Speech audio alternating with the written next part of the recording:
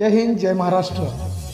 आपण पाहत आहात वैविध्यपूर्ण बातम्या, विशिष्ट मानलेले, कमी कालावधीत लोकप्रिय झालेले। आम्ही लोकप्रतिनिधी महाराष्ट्र न्यूज चॅनल। मी मुख्य संपादक प्रसाद।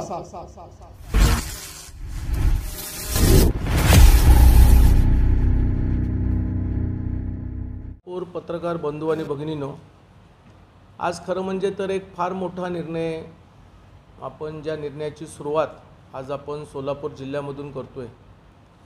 राज्याचे लोकप्रिय मुख्यमंत्री, माझे नेते आदरणीय देवेंद्र फडणवीस साहेबांच्या 100 वर्षाचा एक कार्यक्रम त्यांनी महाराष्ट्रातल्या सगळ्या शासकीय विभागाला दिला होता। तो त्यांचा पूर्ण झाला आणि त्यानंतर आता ते 150 वर्षाच्या 150 महिन्याच्या दिवसाच्या कार्यक्रमाला त्यांनी सुरुवात केलेली आहे।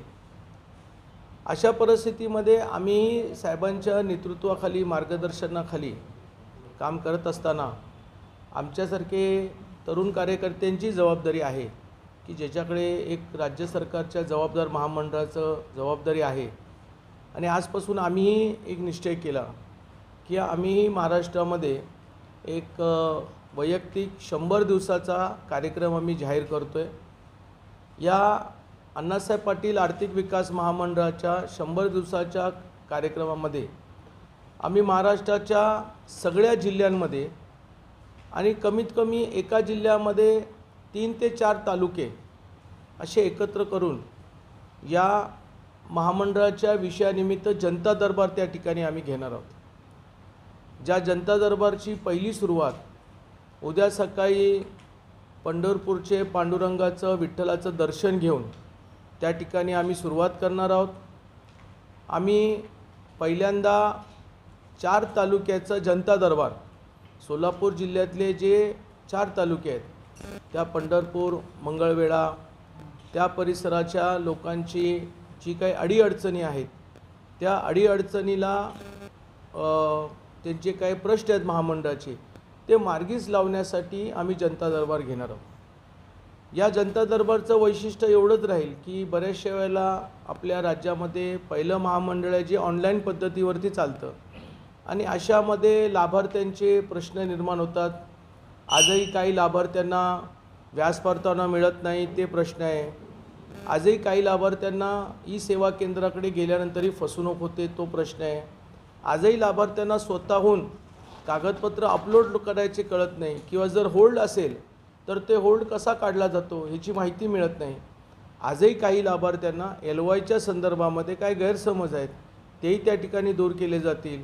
आणि मुख्यतः बँक कर्ज देते, कारण आपली योजना ही बँकेशी निगडीत आहे आणि अशा वेळेला बँकेने वेळेवर कर्ज दिलं पाहिजे। मग काही ठिकाणी राष्ट्रीयकृत बँका टाळाटाळ करत असतील, त्यांची वैयक्तिक जर तक्रारी आमच्या हाती आल्या तर आम्ही नक्कीच त्या तालुक्याच्या बँक मॅनेजरशी आमची काही यंत्रणा आम्ही त्या ठिकाणी लावू आणि योग्य व्यवसाय करण्याकरिता आम्ही त्यांना मार्गदर्शन करू। अशा प्रकारचा एक कार्यक्रम आम्ही आज या ठिकाणी सोलापूरमधूनच त्या ठिकाणी जाहीर करतोय। हा कार्यक्रम जाहीर करताना असा काही मोठा गाजावाजा करत नाही आहे, कारण आम्ही लो प्रोफाईलमध्ये काम करतो। प्रसिद्धी किंवा बॅनरबाजीमध्ये जास्त माझा विश्वास नसतो, परंतु सामान्य लोकांपर्यंत पोचून त्यांना न्याय मिळावा अशी आपली जास्त करून अपेक्षा असते। महाराष्ट्रामध्ये आज अण्णासाहेब पाटील आर्थिक विकास महामंडळाच्या योजनेअंतर्गत 1,38,000 तरुणांना योजनेचा लाभ झालेला आहे आणि त्यामध्ये 11,782 तरुण 11,782 कोटीचं कर्ज वाटप आजपर्यंत आपल्या राष्ट्रीयकृत, सहकारी, त्याचबरोबर NBFC, प्रायव्हेट बँकेने दिलेलं आहे। महामंडळाच्या वतीनं आजपर्यंत 1,080 ते 90 एवढं व्याज परतावाही आपण दिलेलं आहे। आता आपल्या जिल्ह्याची परिस्थिती, आजच्या घडीला आपल्या जिल्ह्याची परिस्थिती 13,450 इतकी लाभार्थी आहेत आणि यामध्ये आता भविष्यामध्ये ह्या जिल्ह्यामध्ये ही लाभार्थी वाढावेत, किंबहुना जनजागृती व्हावी, यदाकदाचित काही प्रलंबित अडचणी आहेत त्याला मार्गीच लावावे, याच्यासाठी आम्ही प्रयत्न करत असतो।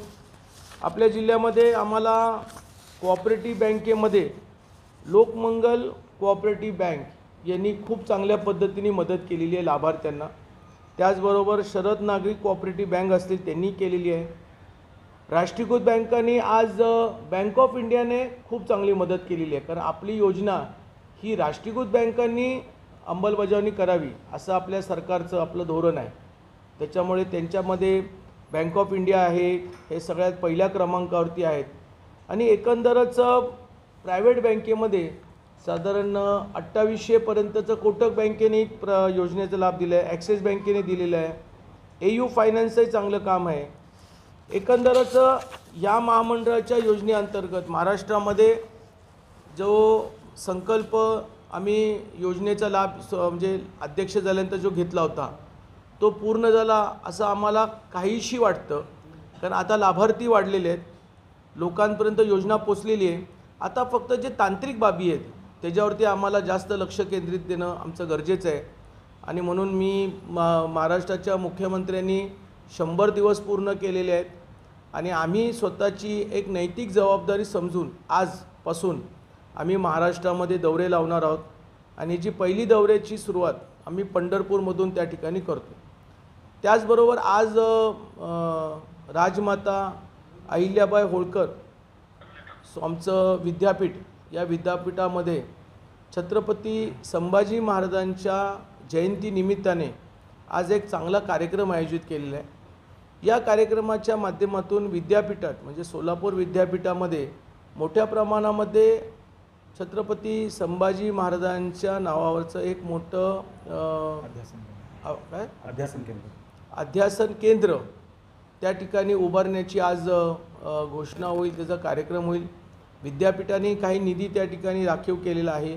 मी राज्याचे मुख्यमंत्र्यांना या कार्यक्रमाच्या नंतर त्यांना विनंती करणार आहे की आपणही सोलापूरचं एवढं मोठं विद्यापीठ आहे, या विद्यापीठालाही शासनाच्या माध्यमातून मदत करून वेगवेगळे अभ्यासक्रम, PhDचे काही केंद्र, छत्रपती संभाजी महाराजांच्याबद्दलचं असे वेगवेगळ्या योजना या विद्यापीठांकडून राबवण्यात येणार आहे. त्यांनाही तुम्ही मोठ्या प्रमाणामध्ये निधी द्या म्हणून आज मी सोलापूरमध्ये आलेलो आहे. मध्यंतरी जे काही लाभार्थी आहेत त्या